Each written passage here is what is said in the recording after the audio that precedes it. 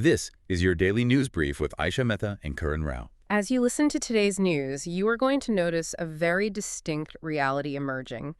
We are currently operating in an environment where the intersecting forces of global geopolitics and complex domestic realities are fundamentally reshaping your everyday life. Right, and the events unfolding today really demonstrate how distant conflicts and high-level international negotiations have immediate, tangible impacts on your daily economic stability. It affects your national security and ultimately the political future of the country. Exactly. And to understand these developments, it is completely necessary to look past the surface level announcements. We need to examine the structural shifts occurring beneath them, analyzing how monetary policy, border security, and even community level human actions are reacting to this unprecedented global pressure. And that global pressure is currently radiating outward from the Middle East, which directly shapes our first major development. Prime Minister Modi calls for national unity and heightened security amid the prolonged West Asia crisis. That is correct. In a very comprehensive address to the Lok Sabha today, the Prime Minister outlined a stark assessment. He stated that the difficult circumstances generated by the ongoing conflict in West Asia are not just some temporary supply chain hiccup. Right. This is a situation that the government expects to persist for a long time. And he warned that crises of this magnitude often prompt certain elements to exploit the resulting instability. So, in response to that, the government has issued a sweeping directive to place all law and order agencies on high alert. I mean, we are talking about an activation spanning coastal, border, cyber, and strategic security units simultaneously. It is a massive mobilization. And alongside this, the Prime Minister specifically called on state governments to proactively curb the spread of fake news. He also wants immediate, strict action against hoarding and black marketing. Because he pointed to severe disruptions in global trade routes. Yeah. Right.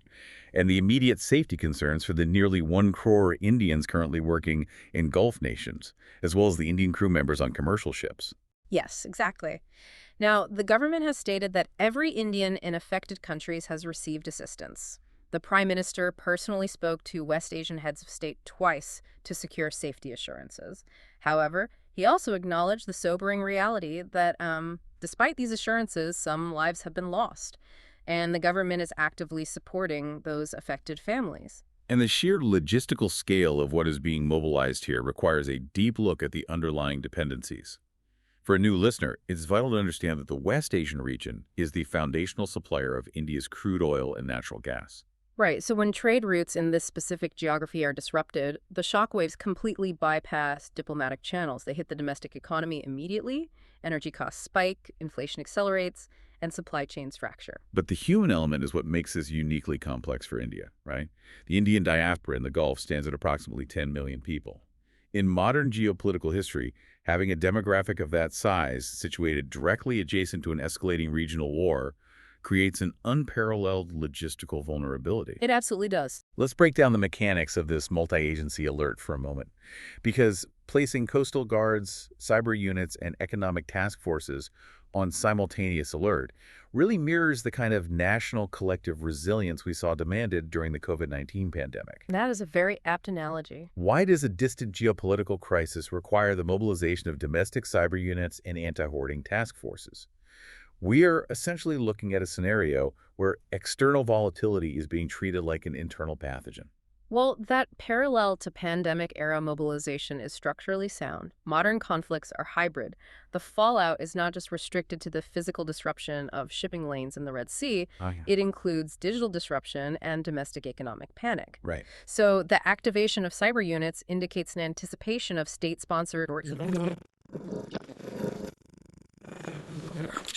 often accompany these geopolitical realignments. In a specific directive to state governments regarding fake news and hoarding.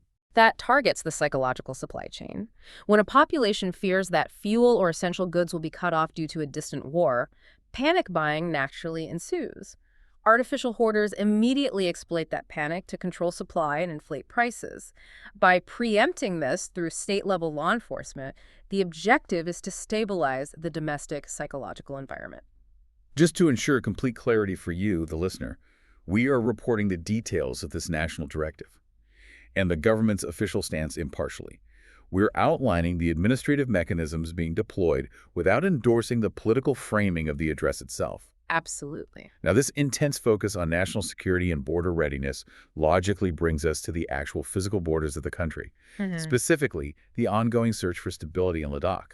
Ladakhi leaders demand environmentalist Sonam Wangchuk be included in upcoming constitutional talks with the center. Yes. During a major gathering in Leh, which was held to welcome Wang Chuk following his recent release from detention, the local leadership presented a very unified front. LA Apex body co-chairman Sering Dorje Lekrouk asserted that Wang Chuk's inclusion in the next round of negotiations regarding Ladakh's political future is an absolute requirement. Lekrouk cited Wang Chuk's prominent role in the region's movement and his widespread public support. And the core demands of this movement remain unchanged, right? They are asking for full statehood and inclusion in the sixth schedule of the Constitution, which would secure greater autonomy and protection for local communities. That is correct. The leaders also demanded the complete withdrawal of cases against individuals arrested during the massive September 24, 2025 protests. Those were the events that tragically resulted in 4 deaths from police firing and left around 80 others injured. So the lay apex body's position is that Wang Chuk's presence is non-negotiable for ensuring transparency and trust in the ongoing dialogue. And the timeline of this friction is crucial for context. So Wang Chuk was detained under the National Security Act following those September protests and was only released on March 14, 2026. Right. Meanwhile, talks between the Ministry of Home Affairs and Ladakhi representatives, which began in October of last year, essentially stalled out. The most recent February round ended inconclusively. But help us understand the mechanics of the sixth scheduled demands here. Why is Wang Chuk viewed as this missing keystone in the arch of negotiations? Can true democratic consensus in the region even be reached without his presence at the table? Well, the sixth schedule is a deeply specific constitutional mechanism. It is designed to provide administrative autonomy to tribal areas. It allows for the creation of autonomous district councils that have the power to make laws regarding land, forest management, agriculture, and public health. Which is vital for Ladakh. Exactly. Yeah. In a region like Ladakh, which is ecologically fragile and strategically hypersensitive due to its borders with China and Pakistan, the control over land and resources is an existential concern. Wang Chuk has spent years tying the ecological survival of Ladakh to its political autonomy. So when the local leadership identifies him as the guarantor of transparency, they are signaling that the negotiations cannot just be a bureaucratic exercise. Excluding him introduces an immediate deficit of trust. Right. The mechanics of conflict resolution suggest that any agreement reached without the buy-in of the most trusted local figures is inherently fragile. The center's hesitation often stems from a reluctance to elevate non-state activist figures to the level of formal constitutional negotiators. But the local leadership is forcing the issue. Yes, indicating that the traditional bureaucratic architecture of engagement really has to expand to include organic leadership. Now, that localized search for stability in a border region parallels India's broader search for strategic international stability. This brings us to a major acceleration in economic diplomacy. India and the European Union accelerate talks to finalize a free trade agreement by the end of the year. The diplomatic calendar being deployed to secure this agreement is remarkably dense right now. Later this month, an 11-member European Parliament delegation focused exclusively on India relations is arriving. This is followed by bilateral Indo-Pacific consultations in May and a critical Trade and Technology Council, or TTC, meeting in June. But the parameters have expanded far beyond traditional tariffs. Because they are deeply engaged in coordinating on the security implications of the West Asia conflict, specifically focusing on the freedom of navigation, right? Exactly. Furthermore, they are preparing to launch negotiations on a security of information agreement. This is designed to enable the exchange of highly sensitive data, which is a prerequisite for defense manufacturing collaboration. And legal scrubbing of the trade documents is already underway. Officials are calling this the mother of all deals, aiming to sign by November and secure EU Parliament approval by January 2027. Right. And to provide some context, the Trade and Technology Council, established in 2022, is a unique mechanism the EU currently shares only with India and the United States. Also, we saw a recently elevated security dialogue at the Rasina Dialogue. This reflects a partnership really growing in the face of geopolitical tensions. But I want to push the analysis here. The disruption in West Asia seems to be acting as a sort of geopolitical catalyst. Is it forcing India and the EU to secure their maritime and economic lifelines faster than they might have otherwise? That is the exact mechanism at play. Supply chain vulnerability is the ultimate accelerator. When traditional routes through the Red Sea are compromised by prolonged conflict, establishing robust, legally binding, and technologically integrated free trade corridors is no longer just about economic optimization. It becomes a matter of security. Yes, an urgent matter of regional security. External geopolitical pressure is actively compressing the timeline for bilateral integration.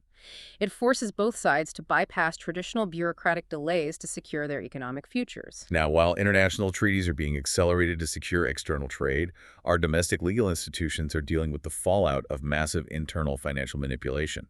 The Supreme Court sharply criticizes the CBI and ED over their handling of the Anil Ambani bank fraud investigation. Yes, Chief Justice Surikant delivered a very severe rebuke to the investigating agencies. He explicitly criticized them for allowing the investigation into the massive ADIG bank fraud case to essentially drift without discipline. And Solicitor General Tushar Mehta assured the court that these concerns would be conveyed to the agency heads in, quote, harsher terms. Right. To understand the scale we are dealing with here, this case involves a staggering 40,185.55 crore loss in public money. A special investigation team, formed earlier on February 12, has seized assets worth 15,000 crores so far. During the proceedings, senior advocate Mukul Rohatgi, representing Anil Ambani, requested permission for his client to negotiate directly with the banks. The court did permit dialogue, but they issued a very stern warning that these discussions cannot be utilized to evade legal consequences. Exactly. And advocates Prashant Bhushan and Neha Rathi also highlighted a glaring discrepancy. They pointed out the suspiciously low number of arrests made thus far, particularly given the existence of a highly damning report previously issued by the market regulator, SEBI. And for context, this fraud involved complex instruments like forged bank guarantees and alleged deep-seated collusion among bank officials, regulatory authorities, and company management. The Supreme Court had previously mandated a comprehensive probe on February 4 to unearth these exact irregularities. Right. But this raises a critical question of accountability. When you compare a 40,000 crore loss to the minimal arrests made, is the scale of the fraud creating a too big to prosecute swiftly scenario for the agencies? Well, the court is actively trying to dismantle the excuse of complexity. While forensic accounting across multiple jurisdictions does take time, a complete lack of investigative discipline or a failure to arrest key individuals involved in documented collusion signals and institutional paralysis. Because the integrity of the public financial system relies entirely on the swift execution of accountability. Precisely. If a fraud of this scale is allowed to drift, it sets a systemic precedent that hyper-complex financial manipulation provides a shield against standard criminal procedure. The court is demanding that the agencies enforce the law regardless of the corporate profile. That focus on institutional structure transitions us to a major legislative shift within India's security apparatus. Home Minister Amit Shah prepares to introduce a unified bill for central armed police forces amidst debates over leadership quotas. Right. So the proposed legislation is the Central Armed Police Forces General Administration Bill 2026. It aims to unify and streamline regulations across various standalone forces like the CRPF, BSF, ITBP, and SSB. But the friction lies entirely in the leadership quotas it mandates, doesn't it? It does. The bill dictates that 50% of Inspector General posts, 67% of additional Director General posts, and a full 100% of Special Director General and Director General posts will be filled exclusively through Indian Police Service or IPS deputation. And the center's argument is that IPS officers bring a necessary macro-level perspective, which is essential for center-state coordination and managing complex anti-insurgency operations. Yes. But conversely, a group of retired CAPF officers has filed a contempt plea against the Home Secretary. Their argument is that structurally blocking the top leadership tiers for indigenous CAPF officers damages institutional morale and degrades tactical operational effectiveness on the ground. For background, the Supreme Court actually dismissed a plea from the center back in October 2025. The court had directed a reduction in IPS deputation specifically to address this CAPF cadre stagnation. This new bill empowers the central government to override existing laws and court orders to preserve the deputation system. Right. It really feels like there is a glass ceiling for CAPF officers versus the center's view of IPS officers as the essential glue for national security. How can operational morale possibly be balanced against the need for federal coordination? It creates a severe motivational bottleneck. The argument from the CAPF side is that specialized border defense requires commanders with decades of specific, on-the-ground institutional memory, not generalist administrators. But the center requires commanders who can seamlessly interact with state police chiefs. Exactly, which is a network cultivated heavily within the IPS ecosystem. It is vital to note that we are examining the mechanics of this highly debated legislative move impartially. We are not endorsing the position of the center or the retired officers. Moving from the domestic workforce to international labor economics. Germany expands targeted recruitment of Indian workers to solve a severe demographic and labor crisis. The structural gaps in the German economy are vast right now. They are facing critical shortages across healthcare, engineering, IT, and vitally traditional trades. This is due to an aging population and declining birth rates. Right. Germany has calculated a requirement of 288,000 foreign workers annually to sustain its economic output, and it has identified India as its most strategic partner. The policy mechanisms being deployed are highly aggressive. They are increasing the skilled worker visa quota for Indians from 20,000 to 90,000. They are reducing visa processing times down to a mere 2 weeks. Furthermore, the launch of the 2024 Opportunity Card is a game changer. It really is. What makes this unprecedented is the grassroots execution. Recruitment firms like Magic Billion and IndiaWorks are now successfully placing Indian youths into declining German trades. Like local butchery, right? Yes, with immediate plans to expand apprenticeships into road construction and mechanics. To give some context, you have to contrast Germany's retiring baby boomer generation with India's demographic dividend. India has 600 million people under the age of 25, with roughly 12 million new individuals entering the workforce every year.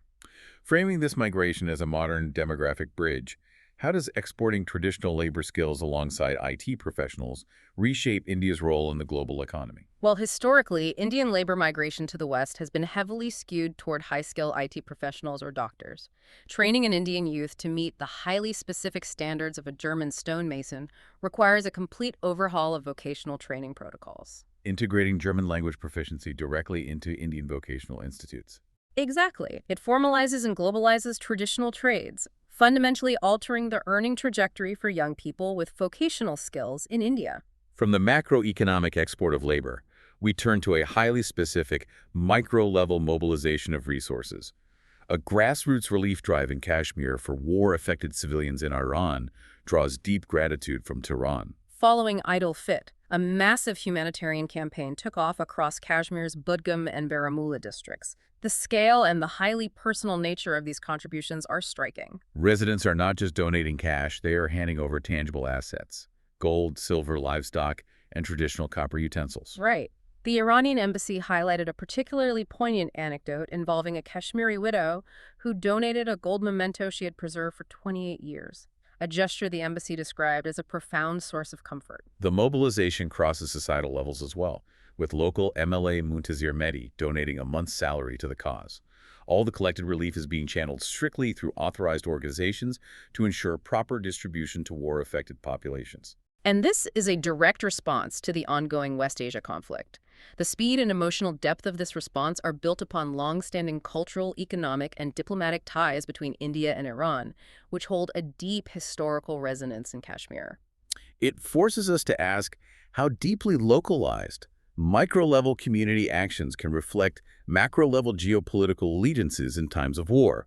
When a citizen donates a 28-year-old family heirloom to a foreign civilian population, it completely transcends standard foreign policy. It is a manifestation of deep-rooted cultural empathy. And regarding the nature of that crisis, we must ensure strict neutrality. The phrase illegal war imposed on Iran by Israel was utilized during the reporting of this event. We are explicitly attributing this as a direct quote from a local resident, Aijaz Ahmad. We are impartially reporting these local sentiments without taking any sides in the international conflict itself. Absolutely. Now, shifting our focus from international borders to the lunar surface, Indian scientists unlock a 4.4 billion-year-old lunar mystery, boosting the upcoming Chandrayaan-4 mission. This is a major breakthrough. A collaborative team from IIT Kharagpur and the Physical Research Laboratory has published vital new findings regarding the deep interior of the moon. Yes. Their study focused on ilmenite-bearing cumulates, or IBC. These are incredibly dense iron and titanium-rich rocks that essentially sank as the moon's global magma ocean cooled around 4.3 to 4.4 billion years ago. The team's research maps out precisely how these dense mineral layers shaped the moon's entire thermal and chemical evolution. And this isn't just historical geology. These findings will directly refine the models of lunar interior dynamics and target selection for the Chandrayaan-4 mission. Right, because that mission aims to probe these ancient subsurface structures. Understanding the moon's primordial magma ocean stage helps answer much larger questions about planetary formation. Including how Earth and other terrestrial planets cooled and differentiated over billions of years. Exactly. Comparing these ancient rocks to a geological time capsule, it really prompts the thought that mapping the moon's past is the ultimate prerequisite for securing humanity's future in space exploration. Returning to domestic topography, we examine the shifting political landscape. A new opinion poll predicts a fourth consecutive term for the Trinamool Congress in West Bengal amidst BJP gains. The latest projections from the Vote Tracker, or Vote Vibe opinion poll, predict the TMC will secure between 184 and 194 seats, capturing an estimated 41.9% of the vote share in the 294-member assembly. While the BJP is projected to secure between 98 and 108 seats with a 34.9% vote share, the demographic breakdown shows strong Muslim support for the TMC at 57.6% and scheduled tribe support for the BJP at 51%, with Dalit voters appearing split. Regarding leadership preference, Mamata Banerjee holds a clear lead as the preferred chief minister at 48.5%, ahead of the BJP's Suvendu Adhikari. This survey highlights unemployment as the top voter concern, cited by 37.2% of respondents. It also outlines internal challenges hampering the BJP, specifically citing infighting and the lack of a clear, resonant, localized message. For context, this high-stakes election will be held in two phases on April 23 and April 29, with counting on May 4. The poll notes the potential spoiler effect of suspended TMC MLA Humayun Kabir on the Muslim vote share. Right. But pointing out the crucial 13% of undecided voters. How could this silent bloc, coupled with mixed public sentiment on state governance, act as the ultimate wildcard on Election Day?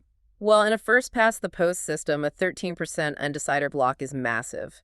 If it breaks overwhelmingly in one direction during the final 48 hours of campaigning, it can dramatically swing the final seat tally far beyond the current margins of error. We must explicitly clarify that these are entirely statistical poll projections, not actual results, and this news brief does not endorse any political party. Moving south, Nadu gears up for a highly unpredictable five-cornered political battle in the 2026 assembly elections. The electoral battlefield is incredibly complex. Yep. The ruling DMK alliance is campaigning heavily on sustained welfare schemes and a Tamil Nadu versus NDA narrative. Contrasting this, the AIADMK-BJP alliance is attempting a comeback by consolidating Thivar support through TTV Dinakaran, despite severe internal alliance strains. But the disruptive entry is actor Vijay's Tamilaga Vetri Kazhagam, or TVK, which is aggressively targeting youth and women while attacking DMK corruption. Yes. Add to this, Siemens Nam Tamilar Kachi remains a persistent standalone force. And in a late twist, there's a potential understanding between VK Sasikala and PMK founder S. Ramados to splinter caste-based vote banks. Historically, the DMK has swept the 2019, 2021, and 2024 elections. Analysts are comparing actor Vijay's entry to the historic political breakthroughs of Dravidian icons like Anna Durai in 1967 and MGR in 1977. Right. Using the analogy of Tamil Nadu politics shifting from a traditional two-party tug-of-war into a multiplayer chess match, how will fractured loyalties and new power centers redefine Dravidian politics? The mathematics of a five-cornered contest changes everything. When the vote is fractured among five major blocks, victory margins become razor-thin.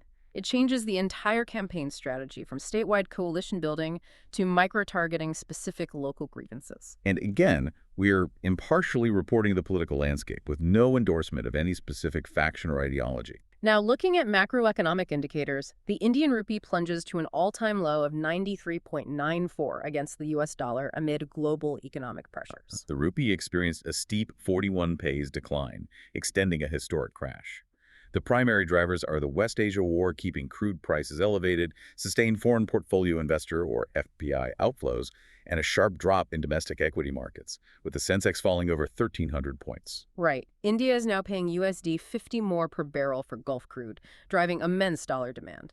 India's foreign exchange reserves fell by over $7 billion, indicating heavy Reserve Bank of India intervention. This reflects a broader risk-off mood globally, with a strong dollar index. Analysts warn dollar demand from oil companies will persist as long as the geopolitical conflict continues.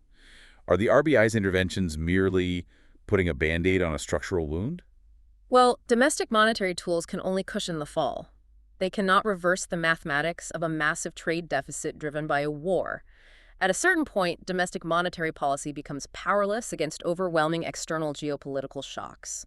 Moving to the personal security of athletes, Indian chess grandmaster Konoru Humpy withdraws from a premier global tournament citing personal safety concerns. Yes, Humpy publicly announced her withdrawal from the FID Women's Candidates Tournament.